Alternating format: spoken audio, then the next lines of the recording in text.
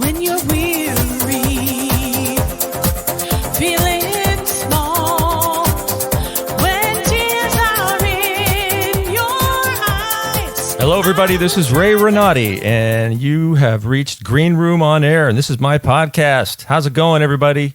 I really hope you're all doing well. It's been a rough week. We had that State of the Union address, and now we got the coronavirus.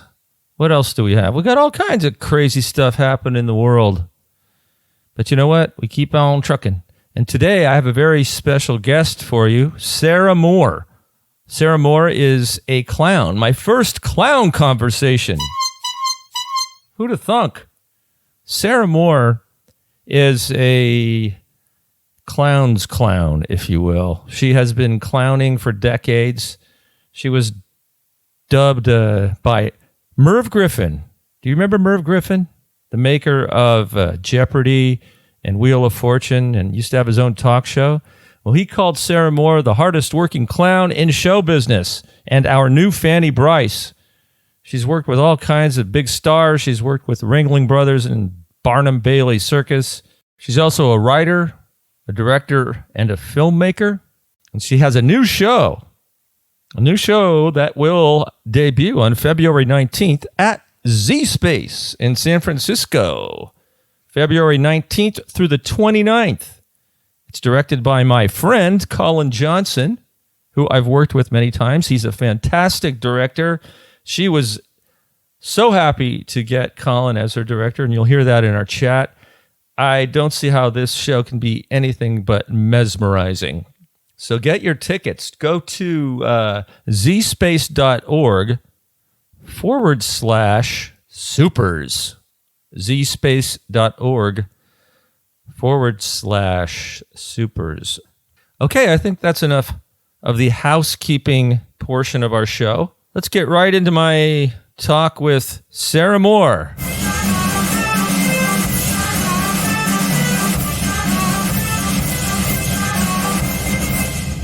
Thanks for coming on the show. Well, my pleasure. I've been watching some of your videos and laughing this morning. You're quite funny. Well, thanks. I hope so at this point in my career. Do you consider yourself mostly a clown? Yeah, I mean, because to me the word clown is sort of an all-encompassing word, and I get kind of philosophical about it too, because I think clown in many ways is sort of the foundation of acting, because it's the most sort of uninhibited and jazz-like part of your nature as an actor. So, when I was a kid, I started out as a musical theater actor. And then I sort of found my way into amusement park clowning and then circus clowning, because it was a way to not only make a living, but it was a way to be like as wildly expressive as I wanted to be. So, yeah, I've been doing it a while. Amusement parks clowning and circus clowning. That sounds like a lot of fun. What kind of circuses did you perform in?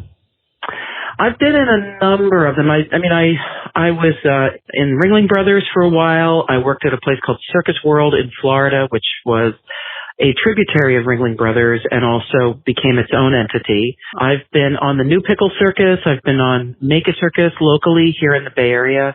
Mm-hmm. I've been a featured clown with Circus Bella, which is really the sort of premier one-ring circus of the Bay Area, of Northern California. So I'm really most proud, I think, of Circus Bella. That's the job that I hope to have, as I continue to travel these roads.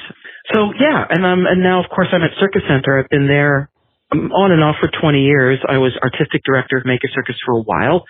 And now, now I'm running the Clown Conservatory, which is kind of a who knew kind of moment for me. Oh, you're running the Clown Conservatory in San Francisco. Yeah, it's a wonderful gig, because not only are you immersed in the world of clown, but you're also, you're training the next generation of complete idiots. And I think more than anything, we need them now with all the divisions in our country. We need people that can, make fun of all of us and keep the levity in the air. Is it too late for me to join? I am a complete idiot. I'm kind of old, you are though. Most welcome. Okay. We're actually recruiting right now for the next Clown Conservatory class, which will be the 2021 graduating class. So we are actively taking applications right now for the next clown con. So come on, Ray, you should. Okay, I'm actually going to look into it. I'm serious. This is great. I love it. Colin teaches in the program. So Colin Johnson, who is our director of film, and he's also our show director for Clown Conservatory. He's just a really talented guy, and he's sort of my right hand at Clown Conservatory. So you have a new show coming up at Z Space. Supers. The Supers is an idea that was born about 18 years ago after 9/11 happened, and it was such a horribly devastating moment in our country, and I was trying to figure out a way to create a story of hope and redemption after that tragedy. And now, of course, the further tragedies of our immigration crisis and all of this has also fueled the story and the tone of this piece. So what it is a story of sort of cosmic refugees that are on their way here trying to find some peace of mind. And of course, they're up against what our actual immigrants are up against right now, which is a lot of authoritarian forces and cruelty. And so The Supers is a pantomime opera, really, or what I call a clown opera, about finding the people who are helping, as Fred Rogers so famously said. It's really about finding the kindness and the sort of everyday superpowers that each of us have to make a difference in someone else's life. So that's what it's about, and it's all done in very high relief. It's a living cartoon, and the score. I mean, I'm really excited about this, Ray, because the score is written by Rob Reich, who is one of the Bay Area's most kind of wildly talented composer-musicians. And I met him when I was on Circus Bella last year, and he's the composer and the music director for the Circus Bella All-Star Band, which is just a band of insanely talented musicians. So I'm really lucky to have this combination of Rob Reich and then the very gifted Colin Johnson, who is really a rising star, I think, as an American director and writer. I mean, he's just really talented. Of course, he did my last show with me, Atomic Clown. And then the cast alone, we have Maureen McVeary starring in the show, who is kind of a stalwart of Bay Area musical theater and theater in general. And the rest of the cast is really pretty well-rounded. We have Kayla Mae Paz Suarez, who plays Oopsie in the show, is a wonderful, delightful little character. She's also sort of a rising star in Bay Area theater. And then you've got DeMarcelo Funes, who came out of the Prescott Circus Theater and Circus Bella, and he's very kind of an amazingly gifted clown. And then you've got Joel Baker, who is a star of Cirque du Soleil. He was on the show Love in Las Vegas for many years as Paul McCartney. So he's a really great clown. And some of these folks are not only graduates of Clown Conservatory, but they're teachers in the Clown Conservatory.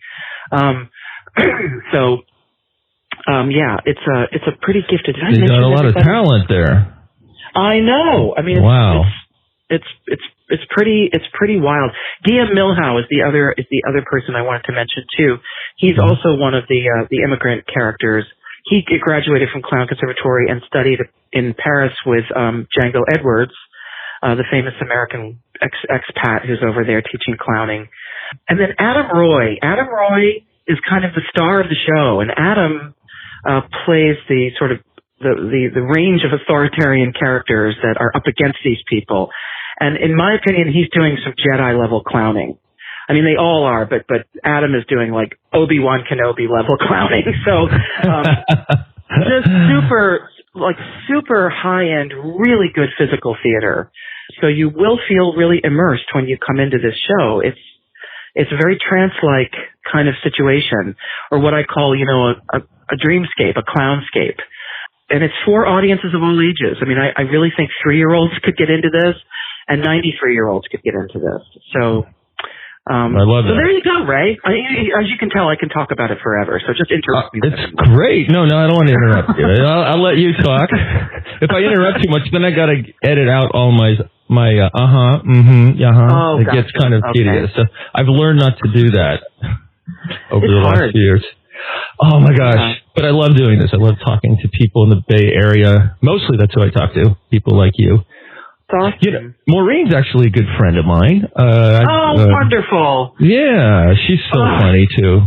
Oh man. I love Maureen. It's like working with Carol Burnett. It's like totally working with, or Imogene Coca, only she's just so she's the whole package. I mean, she's a really solid, incredible actor. She when I brought her onto this project, she said, "Well, I don't know. I've never really done any clowning." And I'm like, "Oh my God, give me a break." You are a clown. She's always clowning. Yeah, and my example of great clowns are people like Imogene Coca, Carol Burnett, Lucille Ball, Mr. Bean, Pee Wee Herman. These are clowns, and as you notice, none of them has a fright wig and a red nose on. So, yes, I was reading about that on your bio. You were talking about how clowns have become scary figures over the years, and your thought, I think, was that it had to do with sort of the red wig and the nose and the aggressive maleness of it all. Some of that. I mean, I remember I wrote this essay a couple of years ago called "The State of the Clown," and it was very philosophical, and it did touch on that because 2 years ago was sort of the beginning, really, of the Me Too movement. And so, it just seems to have this broad reach, the Me Too movement. And it's really just all about people behaving badly, and in particular men. And it's like, if we can get to a place where we can just have this kind of behavior abate, and not engage in it anymore, and think of ourselves with more equality, and I'm of course talking about genders, but I'm also talking about all kinds of orientations. I mean, one of the basic tenets of the supers is that there is no supremacy. There's no supremacy. That's an idiotic concept. And, we've been up against it in this country. There's this idea of who's more important and who's allowed to have respect and who isn't. And so I think it's all wrapped up in this kind of thing. When you dress someone garishly, and there's a measure of aggression going on, yeah, that's scary, but I've seen that with women too. I've seen that with everybody. I've seen that with, there's some little kids that are really scary when they're dressed up and coming at you. So I kind of feel like for me, there's that conversation, that's very deep, the philosophies of humanity and supremacy and maleness and femaleness and how we perceive each other, right? But the other conversation that I'm really interested in is where American clowning in particular is going. Because I love all the clowns. I don't care if you're a birthday party clown or you're old school Clowns of America clown or you're into hospital clowning or relief clowning. Whatever it is, the whole basic idea of it is to create joy. To create joy and to get people to be on a level playing field with how silly we all are. That absolutely everybody on this planet is a human being or an animal of one kind or another. Can we have some mutual respect for each other? Can we make that the starting place? And the study and practice of clowning really, really helps with that. It's about, again, the people that are helping. I really agree with that. If we could get to the point where we saw each other as equals and were able to laugh at ourselves and just have fun more, the world would be a much better place. Well, and just easier. It's so much easier to love people than it is to be a hateful idiot. And the thing is, the very idea that Rush Limbaugh could be given the Medal of Freedom is such an incredible, devastating, disgusting thing to do. But as someone who actually did work for Donald Trump for a while, I can tell you, because I worked in the casinos of Atlantic City, I'm not in the least bit surprised at all that this would be, a creature to creature kind of, here's your commendation from one complete pile of crap to another. I absolutely couldn't believe it when I saw him sitting up there next to Melania. I couldn't. After that, I couldn't watch it anymore. I just turned it off. I still have it recorded over on my DVD, but my DirecTV thing. But I don't want to watch it. Yeah. And I don't. I want to be kind to all people. I really do, Ray. But at this point in our country's evolution, I'm deleting you. Just go away. If you're going to be hateful and toxic. But that also said, I want to figure out ways as clowns that we can reach across these divides. I don't know how to do it yet because today, the day after all this happened, I'm still pretty angry. And I think that's a normal human thing to be angry at people who are cruel. I think cruelty and the propagation of cruelty, that's almost not forgivable. That's almost banishment.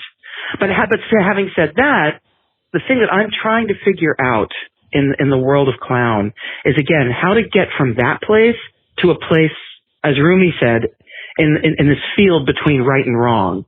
If we can get to that place, even with the Rush Limbaughs, even with the Trumps, if we can get there somehow, maybe we have a shot at turning things around. Well, what I have a challenge with, and I can't get my head around this, is the diehard followers of Trump, and how it's literally impossible to have a conversation with them. I know. I have people like that in my family, and I don't know what to do. I don't know what to do about it. I want to talk. I want to understand, but it's impossible. They get emotional, they get angry, then they start saying mean things, then they start deflecting, and it's always the same with all of them, and I don't know what's going on. Are they indoctrinated by Fox News and Rush Limbaugh and these people? How do we bridge that gap? And I think it's great that you're doing your part to do that. Oh, I think humor and pathos and storytelling and music perhaps are the way to do it, to get to people's hearts instead of and getting them out of their heads and their anger and their divisiveness and their jealousy and their. I think these people are at the core of it. I think they're afraid of something, and this is the way that they're acting. Yeah, you're absolutely right. And they're identifying with the bully. They're identifying with the strong man because they're afraid of him. And I think even the senators are doing that. I think so too. I mean, it's really, I have those people in my family too, and it's kind of stunning to me that, like, it just feels like some kind of, it feels warped. I was going to say it feels like an easy way out, but I don't think it's easy for them. I think that they're in a state of writhing anxiety all the time because you're right, they're afraid of something. Mm-hmm. And it's baffling. And the thing about the clown, again, going back to the whole concept of the clown, is that we are basically fearless fools. The clown will go almost anywhere to extend, I would say an olive branch, but I think it's more of a pie. Like, a pie in the face. Send my pie here. And our idea of violence, of getting back at somebody, is pieing them, or shoving them down a very padded staircase. It's like, yes.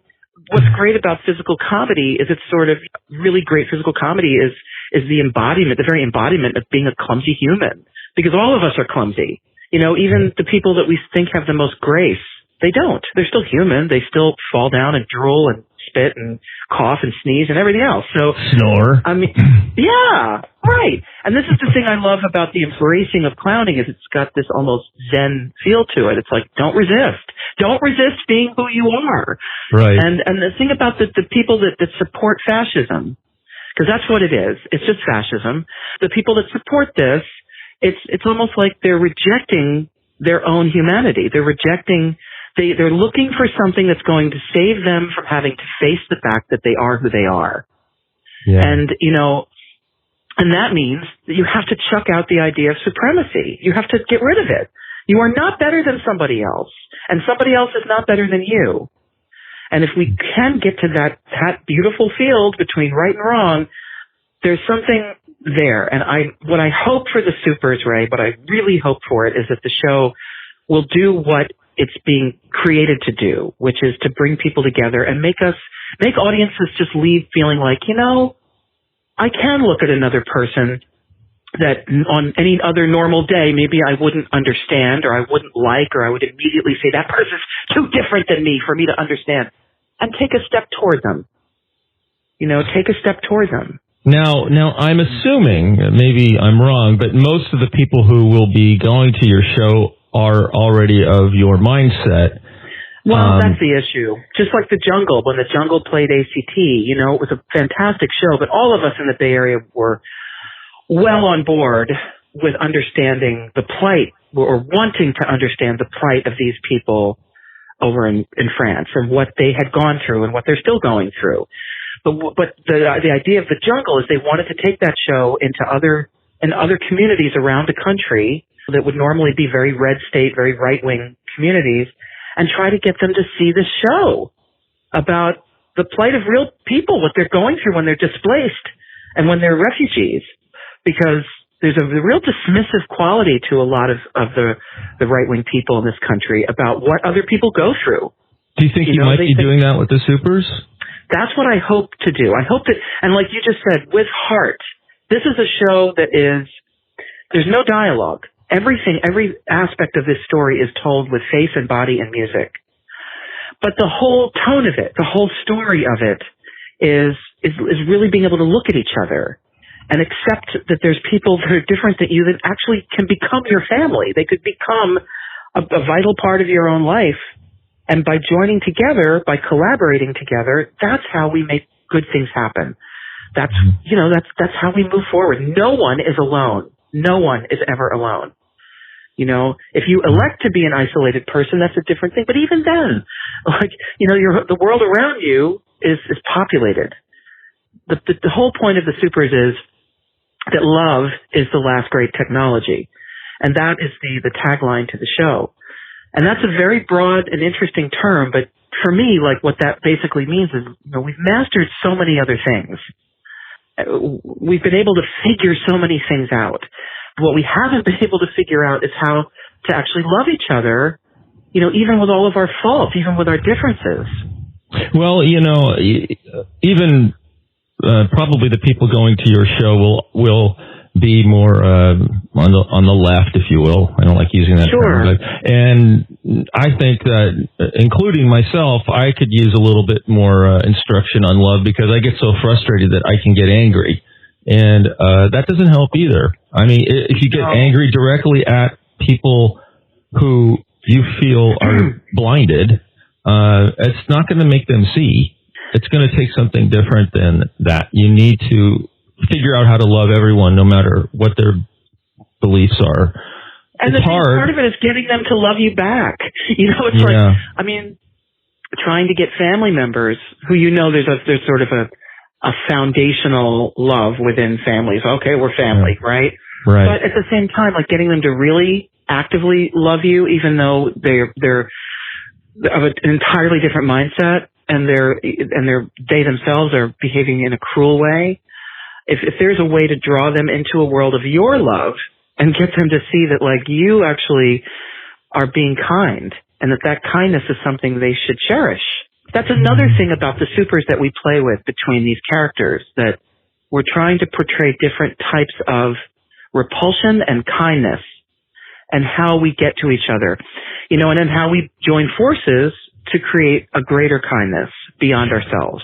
So one of the things that I've found with trying to, and this is new to me, relates to family members and friends who believe in the current presidential regime, is even though we stop talking about it because it brings up conflict, there's always an elephant in the room. There's always this thing that we know. And I wonder if your show deals with that at all, or if you've thought about how to deal with that from the perspective of what you do. I mean, yes, I have, but I've kind of tackled it by way of the fairy tale, because again, I've slapped so many labels on what the Supers is, and I almost feel like it's science fiction, magical realism, human cartoon opera, right? But it's also, what I wanted to do was create a fairy tale in the same way that Harry Nielsen created a fairy tale when he wrote The Point. And, when I was a child, The Point was the biggest thing that I remember. It's the biggest cultural moment of my childhood. I worshipped it. I still do. I think it's one of the greatest things. And it's a wonderful album. The music is just wonderful. But, the idea of a little boy being born into the land of Point without a point. And so they send him off into the pointless forest with his dog. And they find out that the paradox of life is that everything and everyone has a point. And that no one has a point. Nothing has a point, too.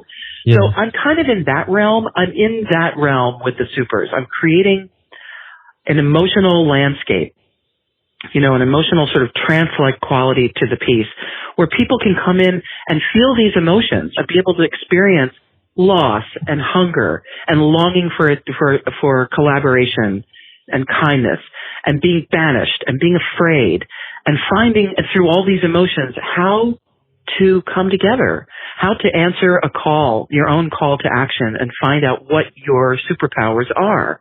Because there's usually more than one, and they change throughout our lives. And then how to activate those powers to help someone else, to do something for someone else.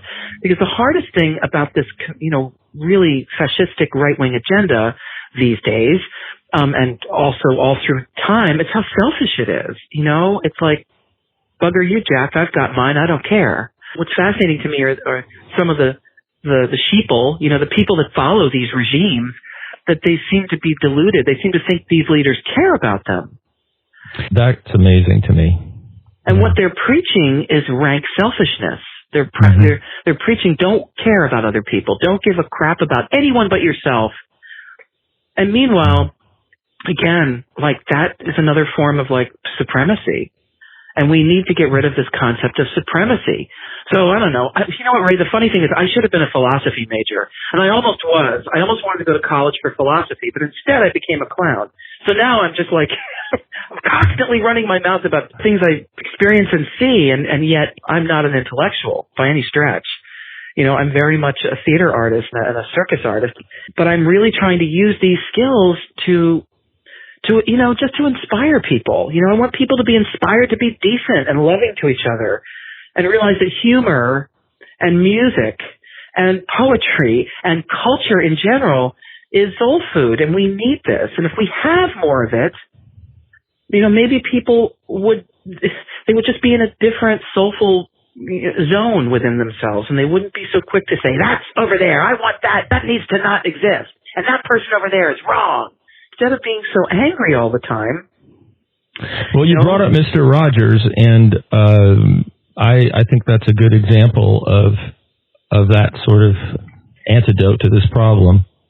Yeah. You know, he made a lifetime of trying to solve it through storytelling and kindness, and he did. He was sort of a clown in a way many times.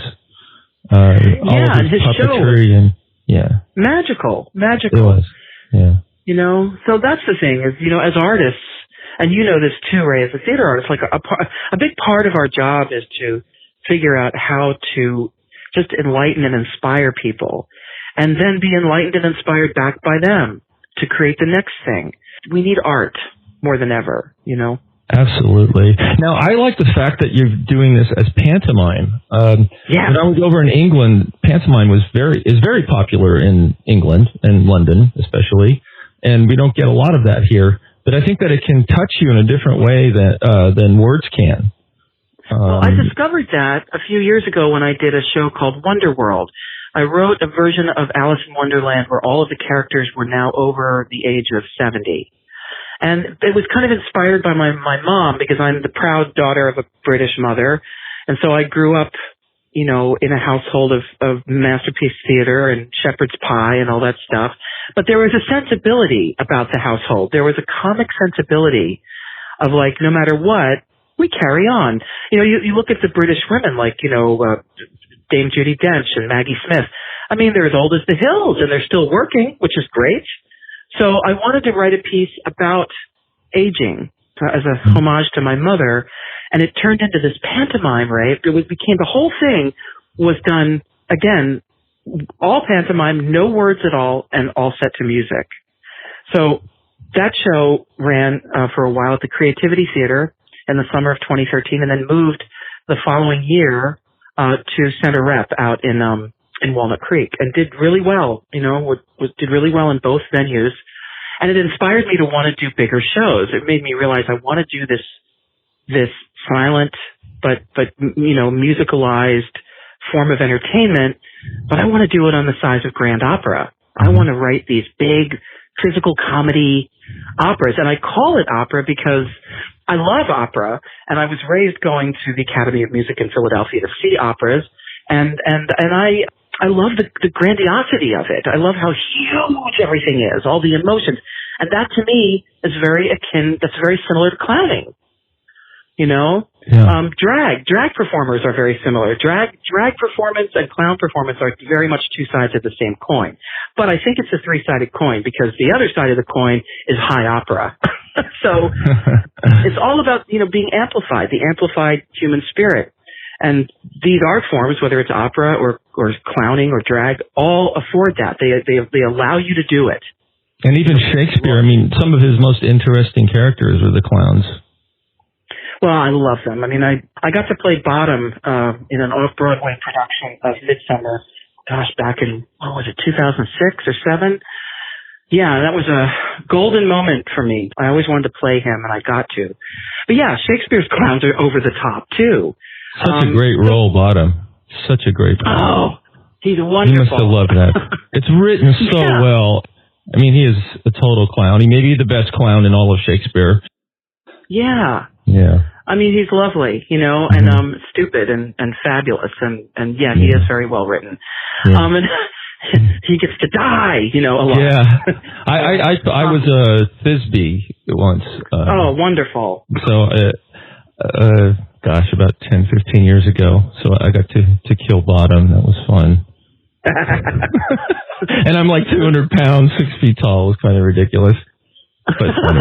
And our Bottom was about Jimmy Gunn. I don't know if you know him. He was a comedian here in the Bay Area. He passed away a few years ago, but he was only like 5'4". So that was a blast. Oh, that's funny. Yeah. Well, speaking of Bay Area comedians, I kind of wanted to say this too, that the reason I'm here is because of Joan Mencken. 20 years ago, I auditioned for Pickle Circus. And at the time I was living in Minneapolis because I was there making a film, and I kind of had a pretty good life in the Midwest. I moved out there because I just loved Minneapolis. It's a wonderful, wonderful city and great theater there. I ended up making a feature film, and then I was like, okay, I'm kind of done with this chapter. Where do I go next? And Joan Mencken hired me, you know, to be a clown in the circus, and it kind of, I'd been away from clowning for a while, and she brought me back to it, and it changed my life. And then I met, of course, Peggy Ford and Paoli Lacey and Letitia Bartlett and, you know, all these amazing people who had been circus and mime troupe people. Yeah. And they kind of, and they're all, many of them are gone now. They're all gone. Except for Letitia, thank God she's here. That contingency, I will always be grateful to everything they did, because they were like, yes, this is a place you can come and actually be a clown, really live the life of a clown. So San Francisco is still a haven for that. We're still the clown capital of the country. We all miss Joan. Yeah, thinking about Joan, everyone loved her. She was such a wonderful person. Yeah. She really was, and gifted as hell. Like, I'm an amazing actor, and she was in Wonderworld with me. I mean, we were clown partners in the last part of her life. So that was what propelled this, you know. I mean, I've done all different kinds of clown theater, whether it was Shoho, which was my crazy one-woman show that I did recently. A few months ago, I just did Atomic Clown, which was a show that was based on all the stuff that happened to me all at once. So it was kind of this terrible, you know, amalgam of life forces but, you know, I found the funny in it, and I still do. I still think, you know, like I agree with Mel Brooks, you know, tragedy plus time is comedy, and, you know, World War II, hysterically funny. You know, it's like the worse it can be, the funnier it can be too. But yeah, I think the Supers is for everyone, and what I would hope is that it can be born here, travel. You know, I'd like to take it all over the place if I can. I want to create a curriculum around it so it can go into the schools, so kids can learn about the fact that everybody is a super. Everybody has the capacity to be a helper and change somebody's day, change somebody's life. Well, that's a great idea. But I really want to do that. I want to have supers clubs all over the country, all over the world. So when I croak, that'll be my legacy. As you know, I really want to leave the world with a little hope, because it's crazy to think that, like, I grew up in the 70s and 80s, and it's like I would never have dreamed that our country would go this far to the right and so far into. Me either. I feel like I'm living in some sort of parallel universe. I never imagined this. No. And when I was a kid, I was riveted to the TV watching the Nixon stuff, but that was different in many ways. This has gone to another level, I think. Yeah, it really has, and I think everybody's kind of. I was talking to my sister in New York this morning. We were talking about everybody with a decent heart, a kind disposition is sad today, you know? Yeah.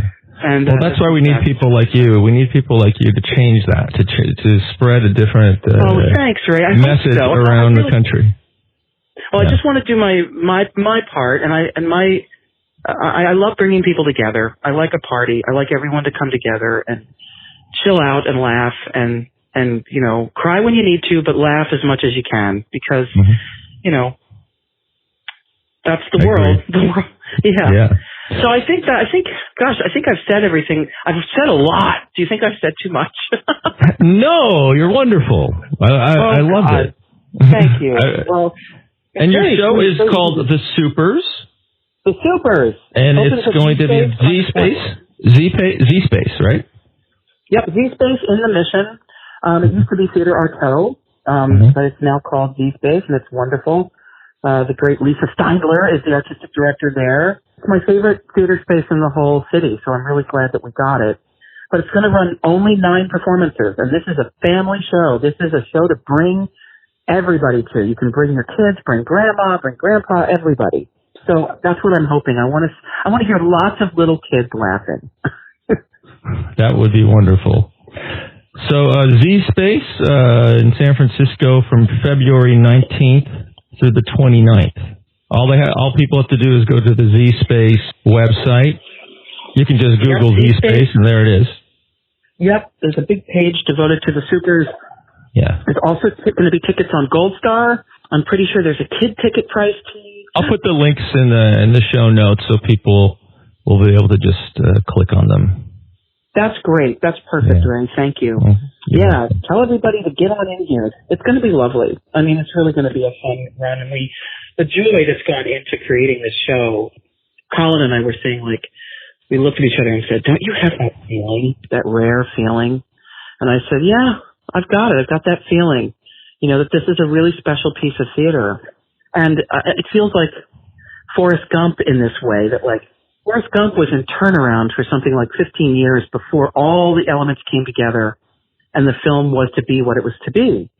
Tom Hanks had to come of age and, all the other players and the director, everybody had to be in the right place at the right time to make the right movie. And that's the same with the Supers. Everybody that's involved is absolutely meant to be there.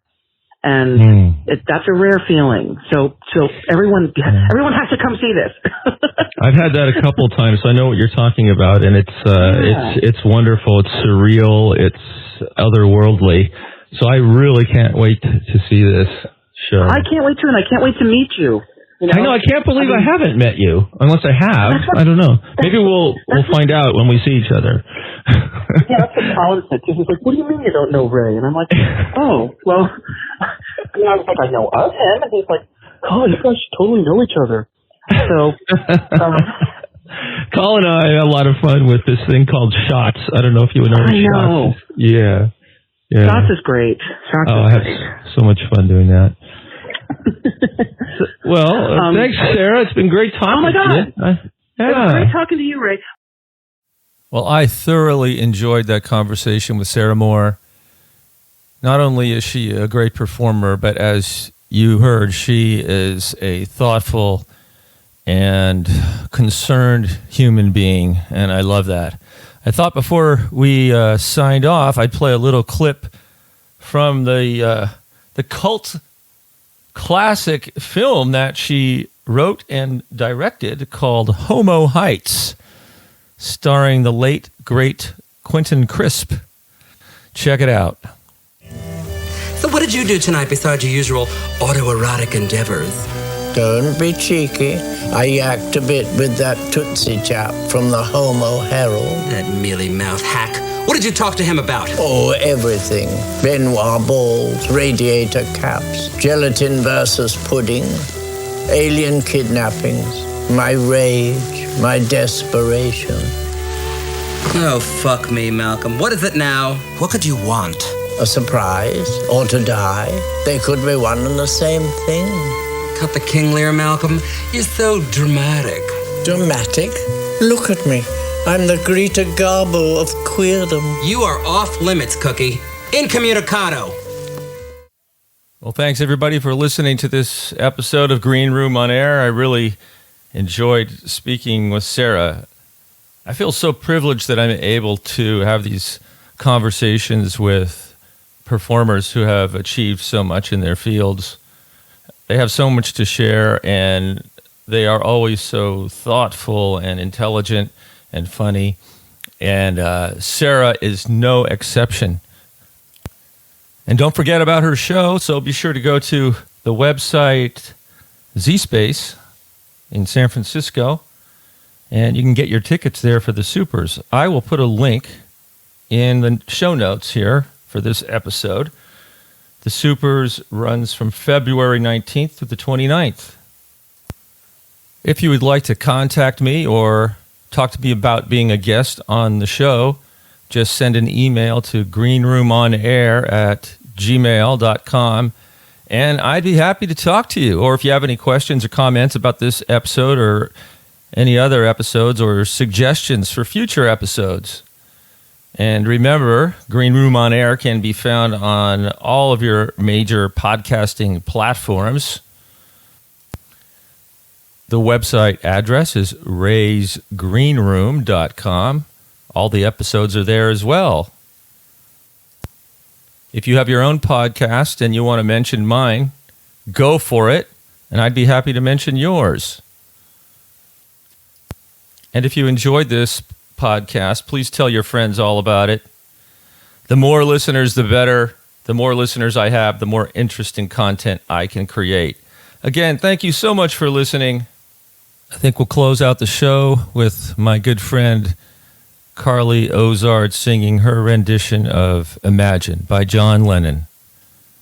Have a wonderful day, everyone. And until next time, I will see you on the boards.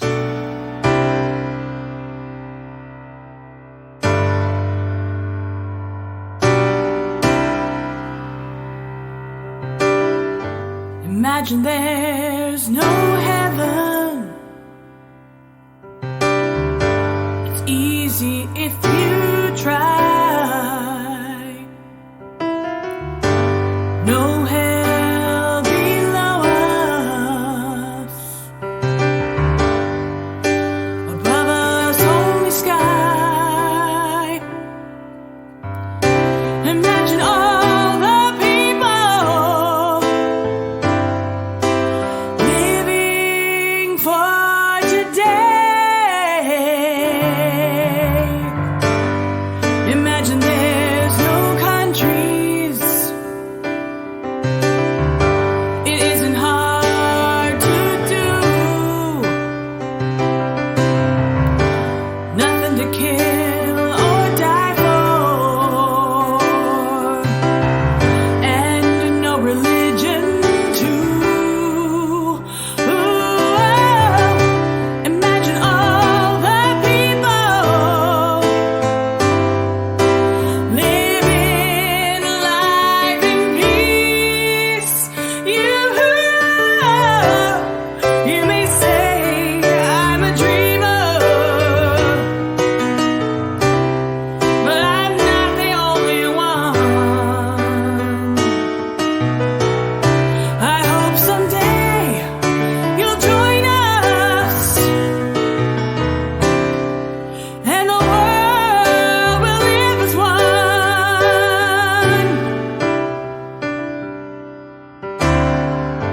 Imagine no possessions.